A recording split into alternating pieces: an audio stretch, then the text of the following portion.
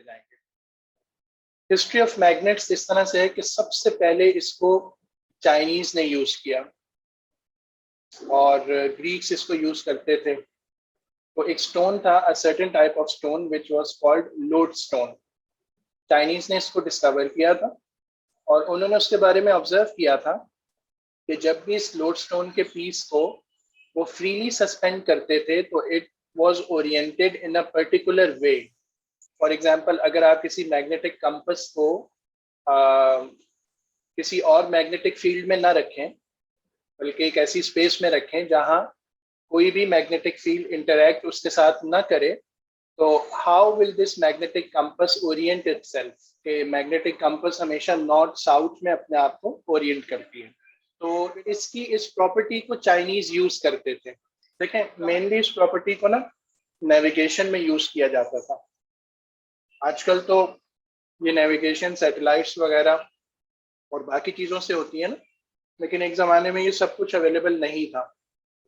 तो for example, अगर आप सी में सफ़र कर रहे हैं, अब जहां देख रहे हैं आपको सिर्फ वाटर ही वाटर नज़र आ रहा है और कुछ नज़र नहीं आ रहा, कोई लैंडमार्क नहीं है, कुछ नहीं है, तो वहां पर जो वेज होते थे ना नेविगेशन के, एक तो ये होता था कि वो ये देखते थे कि सन कहाँ से राइज हो रहा है, तो वहां से पता चलता था कि ईस्ट की डायरेक्शन कहाँ है, सन यानी सेट कहाँ हो रहा है, वो वेस्ट की डायरेक्शन है और हमें किस डायरेक्शन में जाना है उसके लिहाज से वो अपनी डायरेक्शन सेट करते थे। प्लस रात को ना नाइट में स्टार्स वगैरह को देख के भी उनकी पर्टिकुलर स्टार्स की निशानियां होती थी, उससे भी वो अपनी डायरेक्शन को सेट कर रहे होते थे।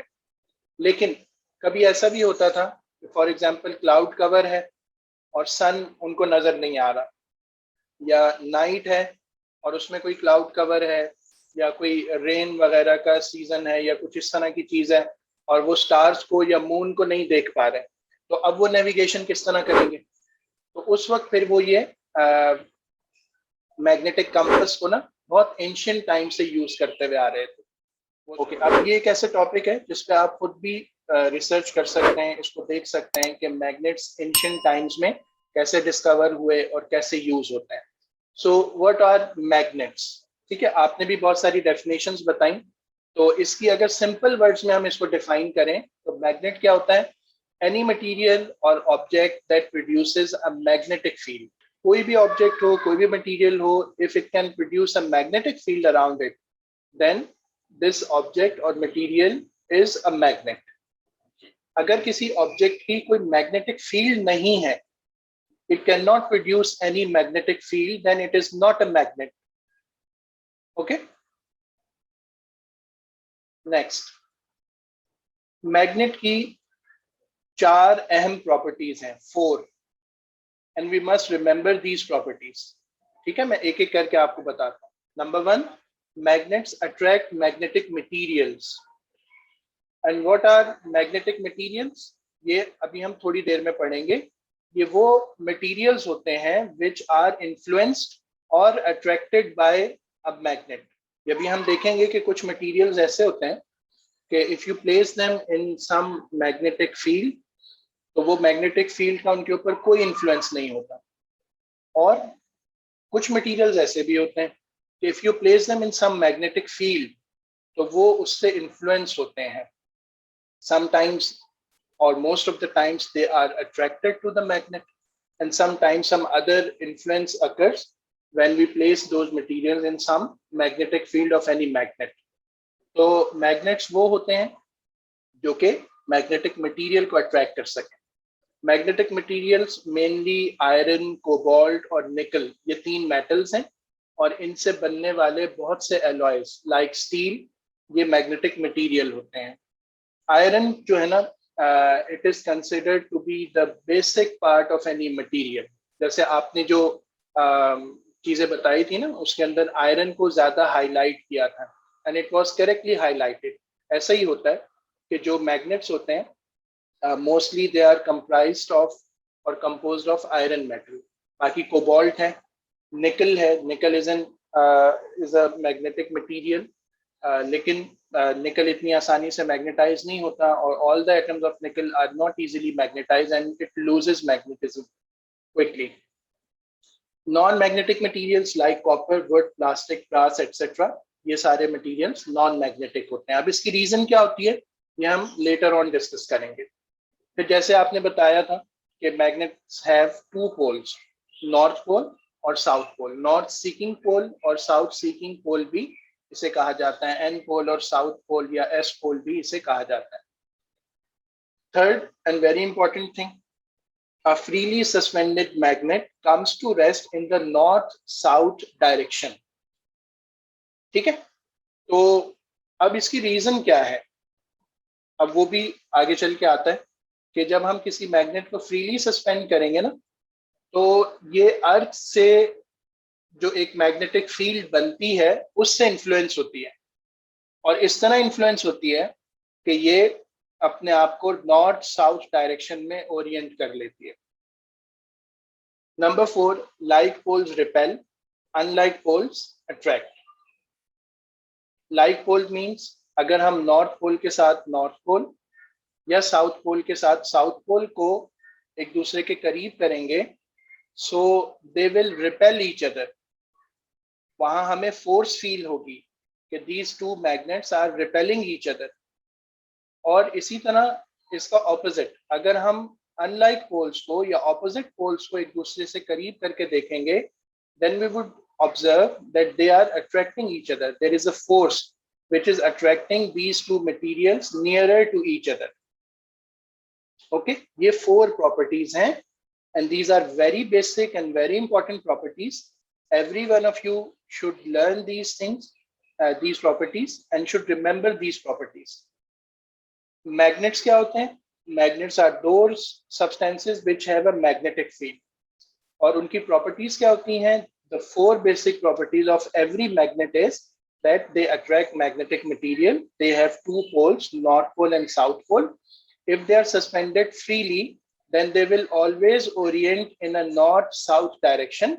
And number 4, their like poles will always repel each other and their opposite poles will always attract each other। आपके पास एक मैग्नेट है, बल्कि let me draw this।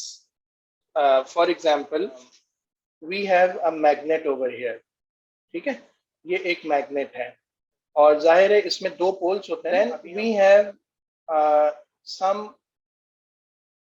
Object जिसको हम जो है ना टेस्ट करना चाह रहे हैं कि whether it is a magnet और नॉट।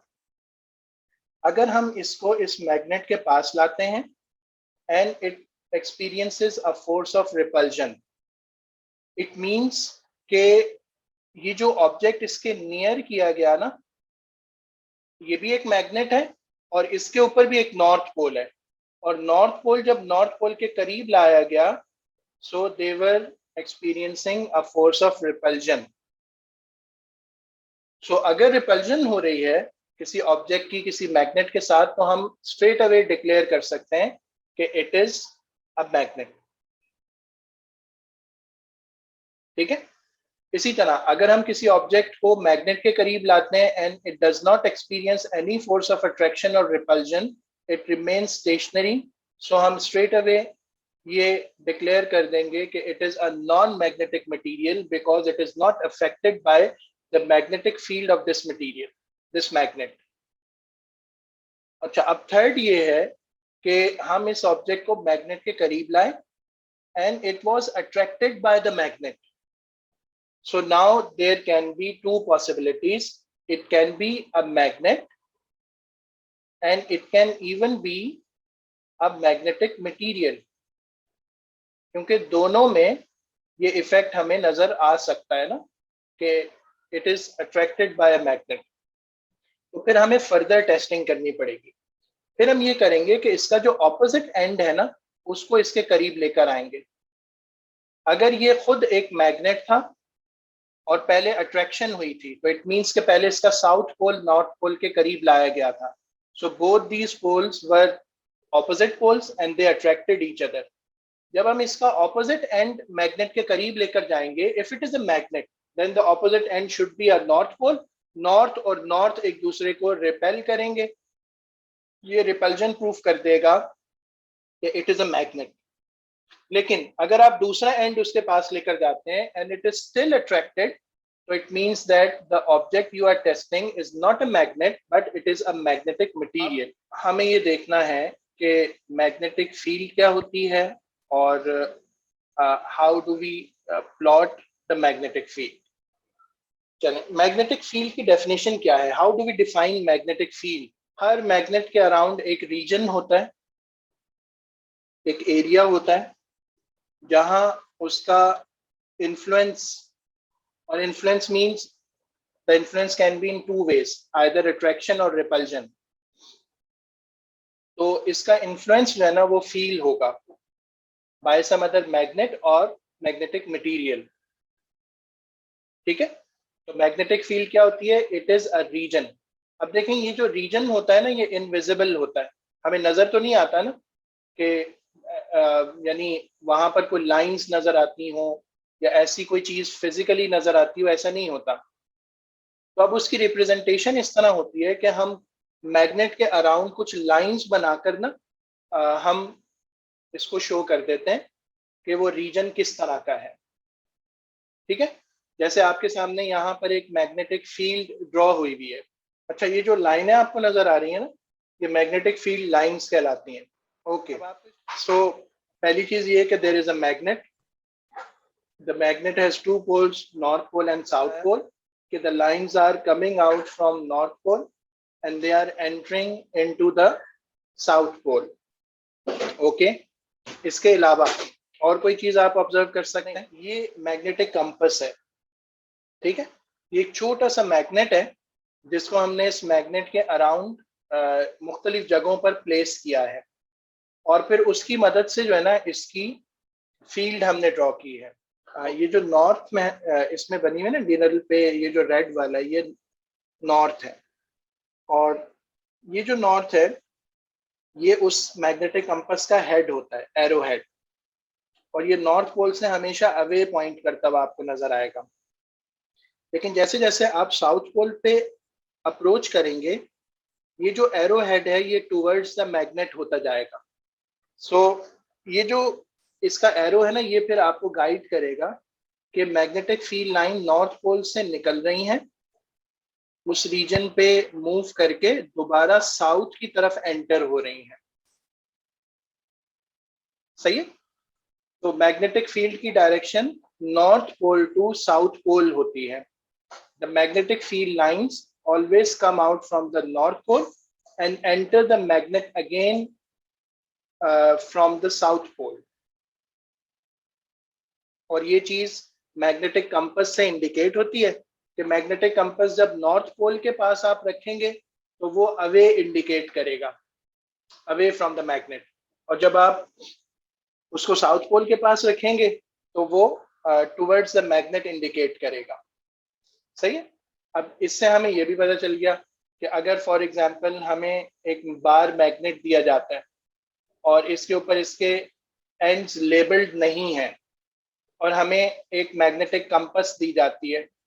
ठीक है, अब हमने ये करना है कि हमने इसके पोल्स को डिस्क्राइब करना है. जब हमने मैग्नेटिक कंपस इसके पास रखी तो मैग्नेटिक कंपस का एरो इस तरह शो हो रहा है. जहां भी मैग्नेटिक कंपस का arrow towards the magnet point out करेगा, it would be a south pole, और अगर ये away from the magnet point out कर रहा होता तो it means it would be a north pole. तो डायरेक्शन ऑफ मैग्नेटिक फील्ड क्या होती है? From the north pole towards the south pole magnetic field lines travel करती हैं. ओके, थर्ड ये है कि क्या आपको सब जगह पर मैग्नेटिक फील्ड लाइंस के दरमियान डिस्टेंस सेम नजर आ रहा है या डिस्टेंस में कोई डिफरेंस भी है? The spacing between the magnetic field lines वो सब जगह सेम है या बाज़ जगहों पे डिफरेंट है? तो ये वाला रीजन वो है जहां मैग्नेटिक लाइंस आपको बहुत करीब करीब नजर आ रही हैं. As compare to this region, अगर हम इस रीजन में आते हैं तो यहाँ पर आपको मैग्नेटिक लाइंस काफी डिस्टेंस पर एक दूसरे से नजर आ रही हैं. ये जो spacing between the magnetic field lines है ना, इसका ताल्लुक असल में strength of the magnetic field के साथ होता है. The more the magnetic field lines are closer to each other, the strength of the magnetic field is larger there. जहां मैग्नेटिक फील्ड लाइंस ज्यादा करीब करीब होंगी वहां पर मैग्नेटिक फील्ड की स्ट्रेंथ भी ज्यादा होगी। और इसका ऑपोजिट वो क्या है कि जहां मैग्नेटिक फील्ड लाइंस में स्पेसिंग या डिस्टेंस ज्यादा हो जाएगा, the strength of the magnetic field will decrease there.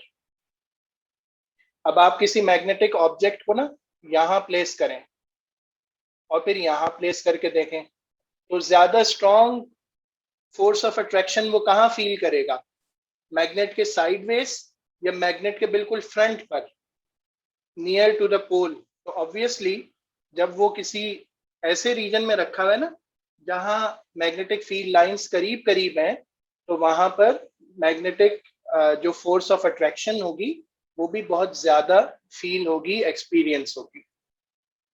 ठीक है। और लास्ट ये था कि मैग्नेटिक फील्ड लाइंस प्लॉट कैसे करते हैं।